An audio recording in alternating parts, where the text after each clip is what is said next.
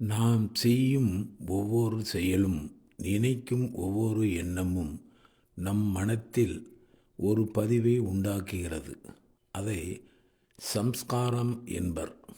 இந்த சம்ஸ்காரங்களின் கூட்டு பலனே குணம் என்று சொல்லப்படுகின்றது. இது மிக பெரும் சக்தி. ஒருவன் தன் வாழ்க்கையில் மனத்தாலும் உடலாலும் செய்த செயல்களின் பலனே குணம். மரணத்திற்கு பின் ஒரு மனிதன் போகும் இடத்திற்கு வழிகாட்டுவது அவனது சம்ஸ்காரங்களின் கூட்டு பலனே. ஒருவன் இறக்கிறான், உடல் வீழ்ந்து பஞ்சபூதங்களுடன் கலந்து விடுகிறது. அப்போது சம்ஸ்காரங்கள் அழிவதில்லை, அவை மனத்துடன் சேர்ந்து இருக்கின்றன.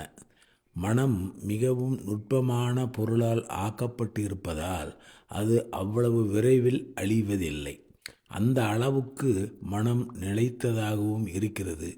எப்பொழுது நமது மனம் அழிந்து தூள் தூளாக சிதறி சம்ஸ்காரங்களையும் விட்டு வைக்காமல் போகும்போதுதான் நாம் பரிபூர்ண ஞானம் அடைவோம்.